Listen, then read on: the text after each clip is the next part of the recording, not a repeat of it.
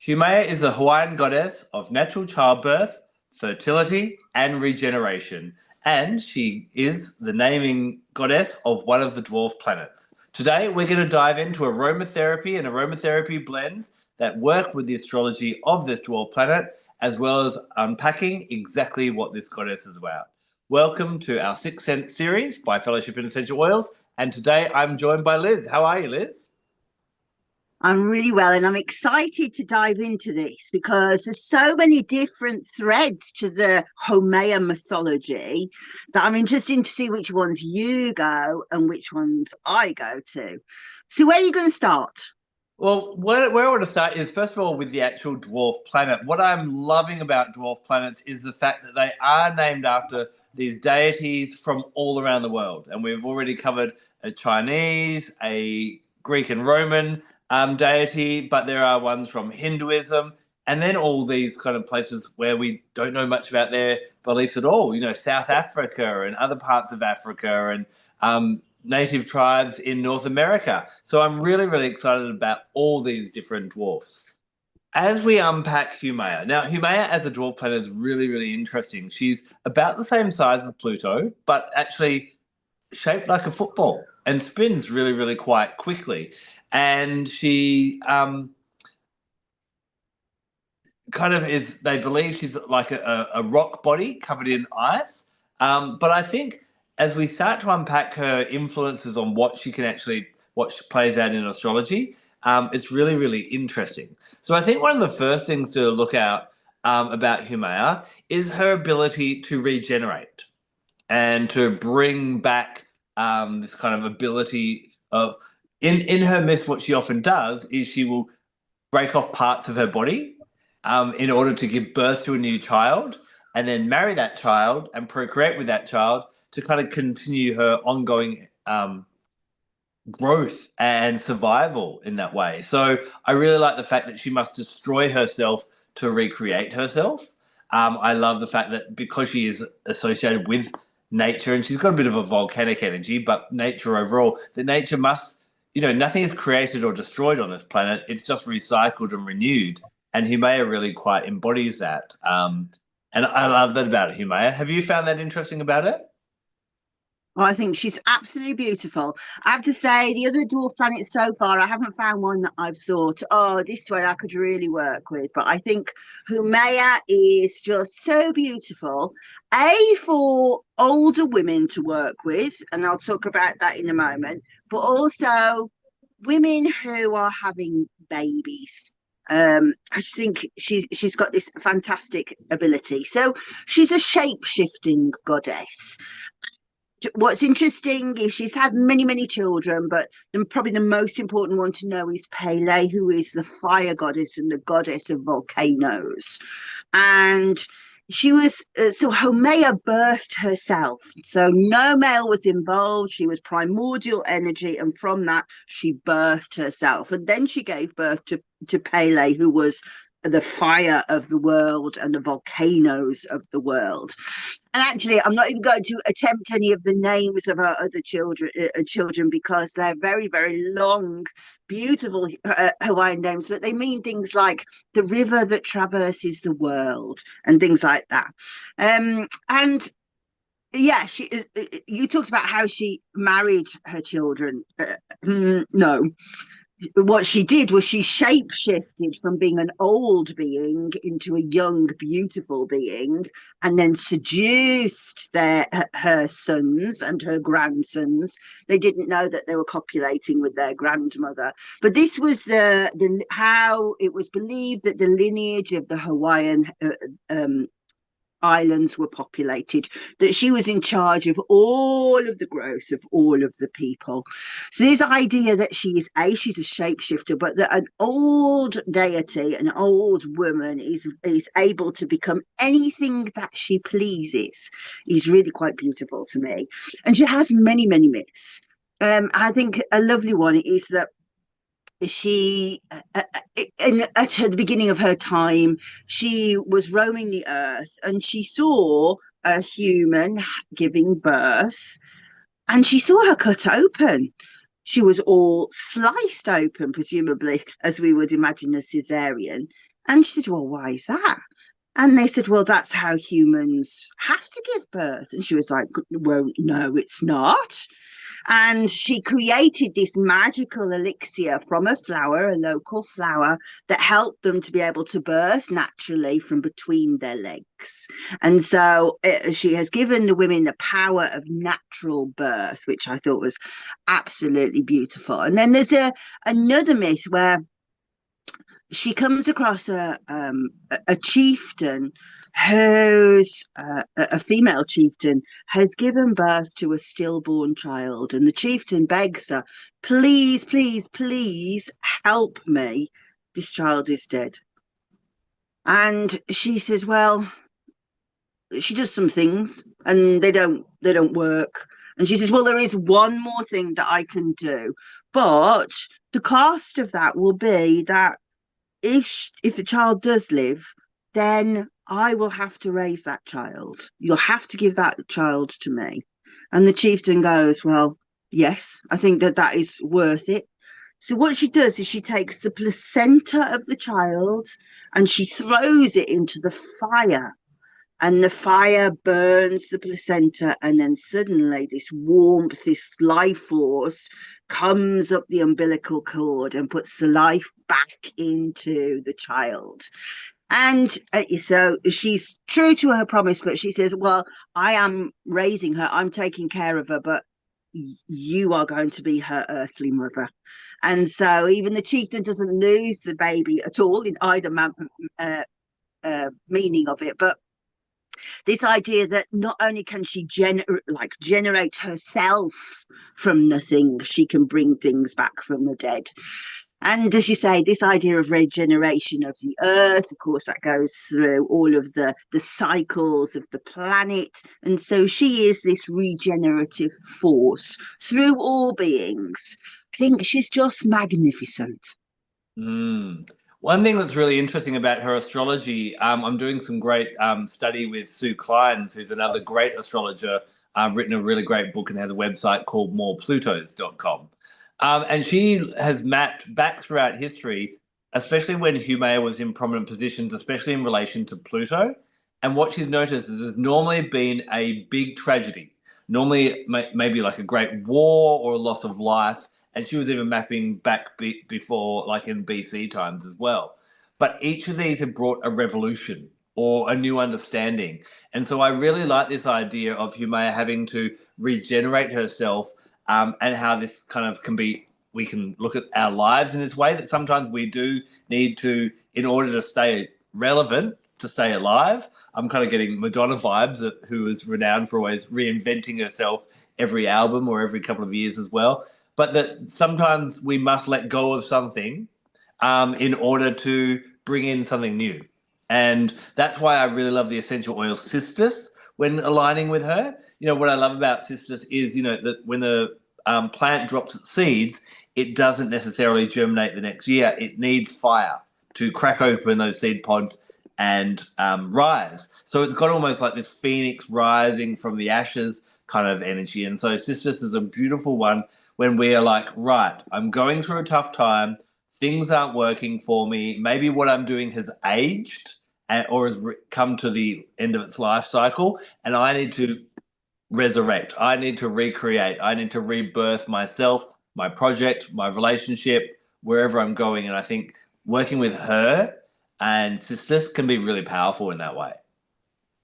I love that. I love the idea of being regenerated with fire. When I saw it in your notes, I didn't even think of that fire element. That's really clever.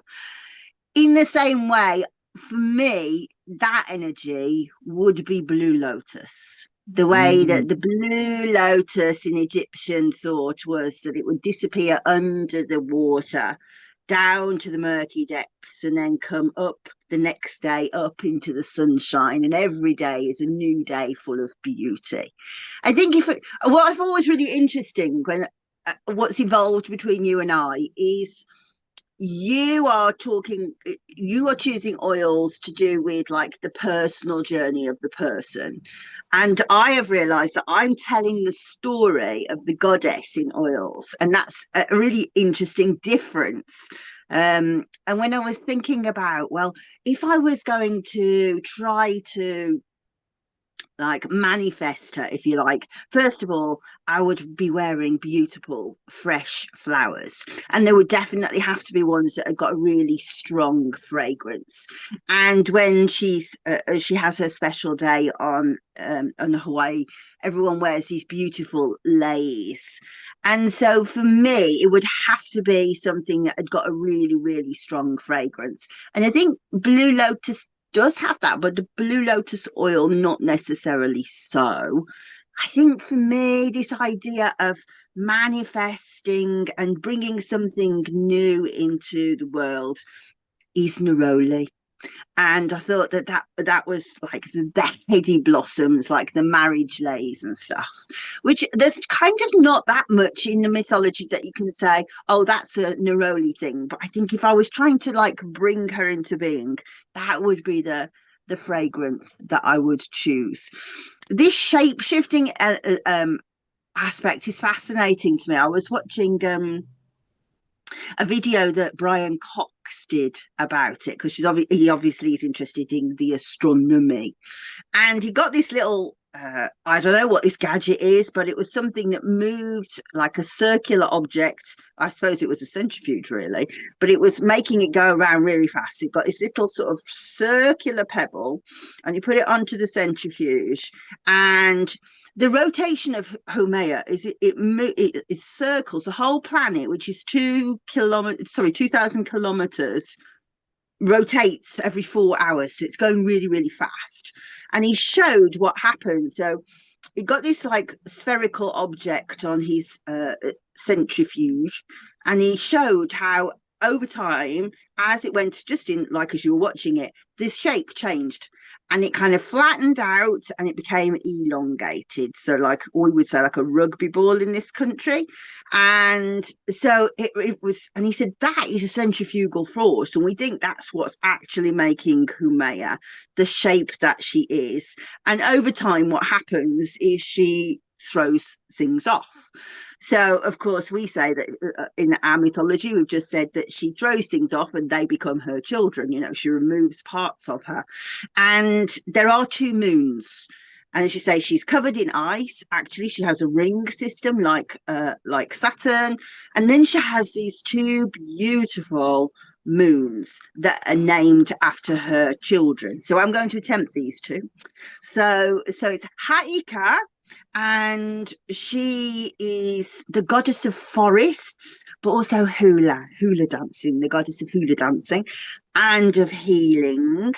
And so if we think about how she's the forests and the fast growth, think about how Haumea moves so very quickly, and then the fast growth of the forest. And then on the other side of her other daughter is Namaka, who is the goddess of the sea and oceanic forms. And so mythologically, we talk about how we can have the emotions, the sea, and these forest scents are always like air, thought. So the fast manifestation of thoughts into matter is part of her mythology, which I thought was really, really fascinating. The fact that that goes with manifestation as well. How one, and I think if you watch lots of manifestation videos, they'll often say speed. Speed is the secret to manifesting, that you go, right, it's happening now and it's done. And I really like that, because I thought that's really Haumea magic, if ever there was some. I love that. I was just reflecting on your allocation or choosing neroli as one of your oils. I've never truly, I don't know if I've experienced a true oil of this flower, but would frangipani be also a relevant one? Would that have that kind of Haumea energy to it, do you feel? Now we do have a frangipani absolute, and very, very yes, because I think they are frangipani flowers, are they not? I believe so. Or Yeah, that's what I was the thinking. the other, yeah, I think that's a good one. I mean, I was thinking of any of like the jasmine or gardenia or ylang ylang, anything that makes you feel a bit drunk on Very the heady. fragrance. Yeah. heady, narcotic fragrances that you're going to be seduced by. I haven't sat down to think about it, but I would have thought most of those probably are flowering oils, the ones that attract the moths under the moon. Those kind of like seductive fragrances. I would say are her, yeah, Mm. especially like. Yeah, I don't know if you're too young to remember. In the 1980s, there used to be Elizabeth Taylor had a perfume called Poison, and it was really cloyy. It was very, very heavy, and it really suited older women. It wasn't a young person's fragrance, and I think that's kind of got that element of Haumea, that she's old, but somehow she's just magnificently beautiful, and she's doing that through scent and through her flowers, and the voluptuous nature of her fertile sensuality. Yeah. I will point out here when it comes to purchasing essential oils, flower oils and absolutes are hard and a lot of work and a lot of flowers needed to produce them. So if you're finding flower oils on the market, either in a shop or online, that are around that 20 or 30 mark, unless they're highly diluted, they're probably not real. You will have to play. I know I've just bought a couple of floral absolutes, and they aren't cheap, but they're definitely worth it when we want to do this special work as well. So just be careful with that. I'm Elizabeth Ashley, UK Director for the National Association of Holistic Aromatherapy and founder of the Aromatic Mystery School, where essential oils meet the deeper, more mystical side of healing. Here you'll explore the spiritual, emotional and energetic dimensions of plants and learn how to weave them into your own rituals and well-being practices.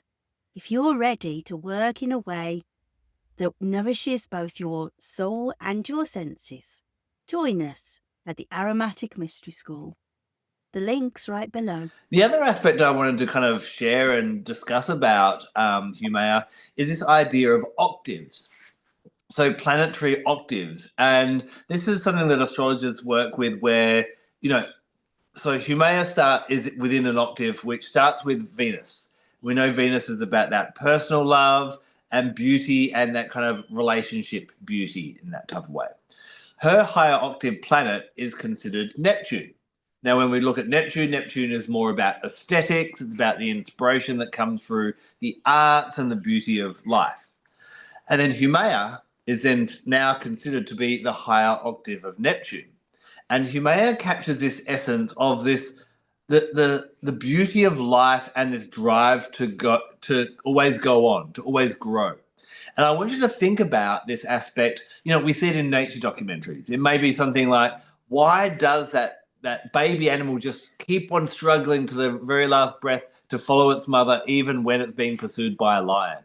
Or even, how does a plant know or a seed know to burst through the soil and actually start growing and become the tree that will come? So Haumea also, and this is where she gets really interesting, you can map where she is in your birth chart, and she often points to that drive within you that keeps you going. Now, when Haumea goes retrograde each year, this can be when you feel like giving up.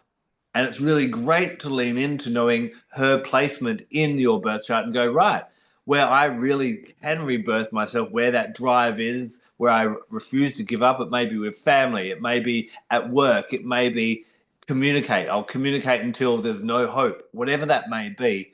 But this idea of, I love how she really drives us and keeps us going. And like, we all have dark days. And I think Haumea really sings to that day of that, yeah, but there's still beauty in the world. Just keep going in that way. And for me, this is where, the Australian essential oil of Fragonia.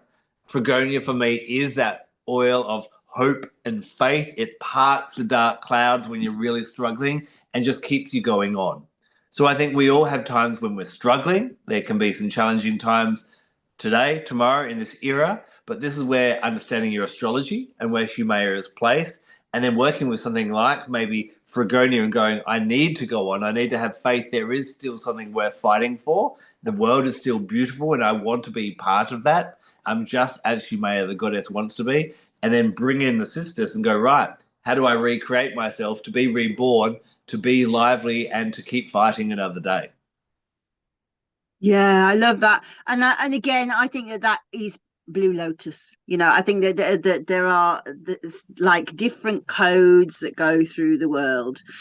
Irrelevant, I have to say. I'm going to meander a little bit now, but I realised what it was so strange writing a Latin name for Fragonia, which is an Australian Aboriginal plant, in a talk about Hawaiian Aboriginal goddess, and then we have this Latin name in the middle. I think it's so strange to do it, but yeah, I have to say, Fragonia is not an oil that I use very much. So I'm really kind of going to lean into what you just said now, and see if I can learn something about Fragonia from that, because it's not one that speaks to me very often. You Yeah, still really struggle with your Australian oils and to find that connection, don't you? yeah, it's right, isn't it? Isn't it strange? And I've realised as well that there's another thing that's similar, that when we're talking, so now this goddess, straight away I was able to drop into it, but I had to do some other work this week with Celtic goddesses, and I'm like, no, even though I live on the border of England and Wales, they just don't not speak to me at all. And you're quite right, Australian oils do not speak to me. It's very, very odd. Yeah. Interesting. Well, I have been floating the theory. I have no deep evidence to back it up or anything like that. As we obviously have our physical DNA and ancestry of where our parents and our grandparents came from, but that we also possibly have a spiritual DNA or ancestry where maybe our soul wasn't hanging out where we hang out in this lifetime, and so maybe you spent a lot of time in Asia or Africa or somewhere else in the world, and you have more of a connection to that. Just a theory that I'll float in here since we talk about all things spirituality. Well, on that note, obviously I do know my blood group, because anybody who has had a child, you have to be blood typed. And I do know that my blood group is quite a rare blood group. I'm not gonna say it on screen, because it seems like all sorts of privacy issues might come up with that. But it comes from the Mongolian steppes and around Mesopotamia. And I was like, that makes a great deal of sense to me. That seems to answer questions to me. But yeah, so interesting. Yeah. Yeah. So the third oil I was going to choose, I always like to have at least one to anchor into where that goddess is native to. So Iliahi or what Hawaiian sandalwood would be my choice for that. I do love that Hawaiian sandalwood is very much a tree. All sandalwoods they're semi-parasitic, so they must reach out their root system and rely on other trees around them to keep them alive. And it's almost as though like Haumea had to reach out and, although her children were part of herself, she needed them to keep recreating herself as well. I am tempted now, after we've floated the idea of not Fragonia, Frangipani. I do like that idea of possibly working with Haumea as well. So I'm tossing and turning about what's going to be my native oil, but I'll stick with, I think, that groundedness, that earthliness, and also that how all sandalwoods have that earthiness, but that spiritual essence about them.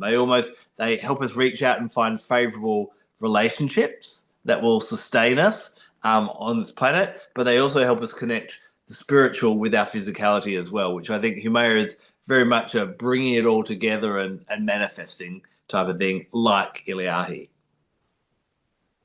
I knew we were going to get Iliahi when as soon as I realised, she's a Hawaiian goddess. I thought, I know where he's going to go with this, but I hadn't really thought about. I always forget how sandalwoods are parasitic and how they link onto other entities. So yeah, that idea of like how she goes backwards and forwards down her bloodline and like reaching back and forth to populate is beautiful. I think I love it. Do you know what I think? We haven't discussed this, but I'm going to put this out there. I think if ever there was a masterclass that would be so lovely to do, would people be interested in doing a blending masterclass for this, of like creating the goddess and creating her blends? Because I think this would be so beautiful with like absolutes and stuff. So you should put that in the comments. I think it would be lovely to do. Yeah, please let us know if there's interest for that. We can definitely shake something up for sure. Now, you love making blends for these goddesses, and I'm really intrigued what you've created this week. Well, I have to say, I did this after X amount of hours sleep, not anywhere near enough. So hopefully I haven't made too many mistakes. But yeah, you said about you want the goddess to have like an anchoring in Hawaii. And I felt that the nice way to do that was through the carrier oils. So you've got different color oils, because you know that I do like olive normally, but I've branched out a little bit. So just in case I don't say it as we go through each one, they are nut oils that I'm using. So if you have a nut allergy, please do not use the nut oil that I am suggesting. Change it. But I will say that on each one, hopefully. So I picked out, I did 3 really. So the first was your idea of the spirit to go on. And I thought that, I think we all have days and even periods where we feel so despondent and think, I don't know what the point is. So from a like a spiritual medicine point of view, I think this is a really beautiful one. I've done it as an inhaler blend, but I've also done the safety as if you were going to use it topically if you wanted to. And actually what I thought about afterwards is this would be so beautiful in shea butter to make a beautiful, you know, a beautifying butter as well. But I haven't written that on the slide. Can you see? Yes. Okay, so I've said 10 ml of macadamia nut carrier oil, because I think that's just a lovely kind of Hawaiian anchor. Then I've used your Fragonia, just 2 drops, and 1 drop of sandalwood, and then 3 drops of Roman chamomile. I've put the maximum dilutions for each down the side, 3%, so we don't have to worry about any of those. And I've put, obviously, if you were using a diffuser, you wouldn't need to use your carrier oil. But it's lovely if you're using it as an inhaler to dunk your sort of wick into the carrier oil and let it soak it all up, and you get a lovely sort of diffuse fragrance, which I really liked. So I picked sandalwood because I really liked the story you said about how things had to be destruction for new things to grow.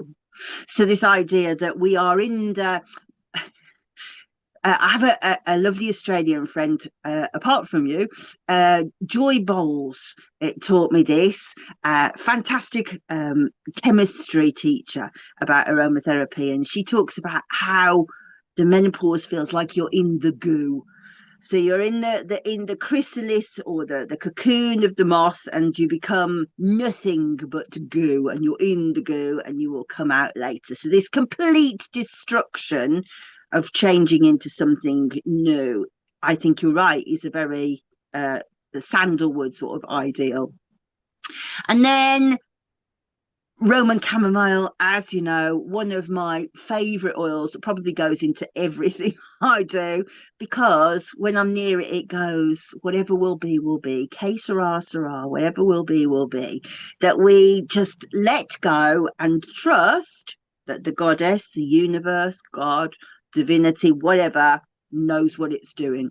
You know, it doesn't necessarily, if there's any goddess that explains this more, that they don't work the same way as we do, and things that are impossible can be possible. So if we put it into the hands of the goddess, that's a very Roman chamomile thing to do, to just let it be. And then Fragonia, this idea that from nothing, from being germinated and thinking that it's nothing there, something beautiful can sprout. So I thought your stories came together in a really beautiful blend with that one. I did it slightly differently. I wanted to do rebirth. So I wanted to use the analogy of the moons, of how we have like the emotions and thought come together and become this huge sort of manifestation of power. And normally when I talk about that archetype, I would say that's Mercury, the Mercury archetype of how a thought comes into the concrete world. And I always tell that story when talking about Clary Sage. So I thought Clary Sage is really interesting. And the fact that Clary Sage also helps you to give birth, I was like, yes, that's got to be a Haumea oil. So I've mixed together our ideas. So again, I've gone 10 ml of macadamia nut carrier oil, 3 drops of your beautiful Cistus essential oil, and you use 3 because I find it's not very strong smelling, so I like it to be a little bit more powerful. 2 drops of Blue Lotus essential oil. I'll explain what I've written on the bottom in a minute about the Blue Lotus essential oil, and then 1 drop of clary sage. So maximum dilutions are all very straightforward, but we would not want to be doing this if we are pregnant. This is rebirth, not birth. So we wouldn't want to touch clary sage before 37 weeks of pregnancy. Now, doTERRA's Blue Lotus is already diluted, is it not? That is correct. Comes in a touch roller. Yep. Yeah. So I thought what I would do is say, right, I've done the maths. So if you're going to do that with your Blue Lotus from doTERRA that's already in a roll-on, you're going to need around about 20 drops of your blend to make your 1 drop of essential oil. But I think that would just be so transformative, so beautiful, that one. And then finally, as well, if I can just add in about Cistus, the Cistus that I work with from doTERRA has a really quite dominating aroma. So I love your blend, but I'm just like we have to compare Cistuses one day, like we had to compare magnolias when we caught up last. yes, but yeah, I would just, if the Cistus is quite strong, I would drop the amount of drops in that, because otherwise all you're going to get is a Cistus blend kind of thing. So thank you for that comment, because I think I've only ever used 1 Cistus, and that's from Oshadi. So potentially may vary from product to product, perhaps. So yeah, and of course you would always want to do that from a like a perfumery point of view when you're doing, aromatherapy is an art and a science. So we do the science to get the safety and to get the properties, but the art is about balance, it's about beauty. And so it is quite a good practice to go, right, I'll have 1 drop of each, and then I'll go up to 2 on that one. Is that too much? And then working that way. So that is a really good interjection. Thanks for that, Adam. And then lastly, I thought, well, Haumea's got to have a childbirth blend, right? And I always say that I only gave birth on batch flower remedies. I had rescue remedy and no painkillers. That's not true, actually, because I had essential oils. So this is the blend that I had to have my children. And I thought I would explain why, because remember that the myth where she puts the placenta in the fire.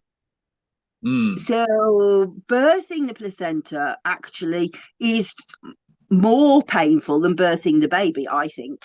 So because your adrenaline is dropping down after you've given birth, and you think, oh, I've finished, and then she goes, oh, you've just got to deliver the placenta, and it's really not very nice to have to do that. So you do want really strong contractions. So this is a great blend to use, but only if you've got weak contractions, because jasmine makes it like really hard. So this is a really good one if you've got slow contractions. So I wouldn't have used coconut oil because I really don't like it, but because it's Haumea. So 10 ml of coconut carrier oil, 3 drops of Roman chamomile, so soothing, so relaxing, just allows you to relax into it. 2 drops of frankincense, I'll come back to that in a minute, and then 1 drop of jasmine absolute. And for this recipe I've used jasmine grandiflorum, but you could of course use sambac. I was going to say, it went right out my head then. And so you can see maximum dilutions. Hopefully you're screenshotting these, by the way, is the point. So we would say it's definitely not for use in the first 37 weeks of pregnancy. And I would say, actually, don't use this until the midwife says, yeah, we've started, but this is slow because it doesn't half move you fast. So it's best saved until labour is confirmed. And this is where the job of the birth partner comes in. We are getting them to massage the lower back in particular, really hard into the lower back, because that's where your contractions really are strong. And then you can put it onto your belly as well, because it's quite soothing. You could use it in the bath, but only until the waters have ruptured. If your waters break, you definitely need to get out of that straight away, because we don't want any of this going into the baby. And of course, if you've got a nut allergy, you would use a different oil as well. So yeah, that was what I would use for childbirth. So in summary, why would you want to dive into Haumea, both the goddess and her astrology? Well, I think learning Haumea, the dwarf planet's position in your birth chart, can really give you some insight into who you are, and especially where you can dig deep in those challenging times as well. Of course, Haumea will go retrograde once every year, and at that time, it's really good to lean into these aspects of Haumea because her energy has gone away, and you may find that life gets a little bit challenging in that time as well. I think this is also great for older women and anyone who feels at any stage in their lives that they need to recreate themselves to be relevant or to bring new life into their lives as well. And of course, with that aspect of childbirth and birthing, she can be really supportive in that way as well. So I think she's an absolutely fascinating goddess, an absolutely fascinating dwarf planet to dive into to expand your consciousness. And I hope the essential oils that we've actually shared with you today has brought a kind of a plant connection, which is very Haumea in itself, to allow you to have tools to connect with her as well. We'll be back next week to dive into an amazing dwarf planet that I'm really excited about. But until then, take care and blessed be. Bye-bye. Whoa. One more thing before you go. Hopefully, you got a little bit more excited about essential oils in this episode, and you may be running off to go buy some more. Now, before you do that, I want to talk to you about quality of essential oils. Did you know that around the world there is no regulation or governance about the labeling of essential oils? Anyone can call an essential oil pure, natural, organic, and it doesn't have to be. In fact, 75% of what's sold as lavender around the world is not even from the lavender plant. This can be ineffective in an oil, but it can also mean that the oil can be harmful for you, not only physically, but metaphysically, it's not going to work well either. So I went on a journey to find the best essential oils that I can trust, and I found doTERRA to be absolutely amazing. Not only do they test all their essential oils, but they have an independent third party test them at the end of their journey to make sure only in the bottle is what nature intended. However, if you want to get doTERRA essential oils, don't just jump on their website. Reach out to me and I'll give you a discount code so that you can get them at a cheaper price. But I don't just want you getting essential oils. I want you to learn how to use them each and every day for the body, mind, heart, and for the spirit as well. So when you become one of my customers, you get free access to a lifetime discount code. We have online portals where you can learn more, and we have giveaways and freebies and all different things like that. So I'd love you to join my wellness community. Simply click on the links below and let's get started with you using real essential oils as nature intended.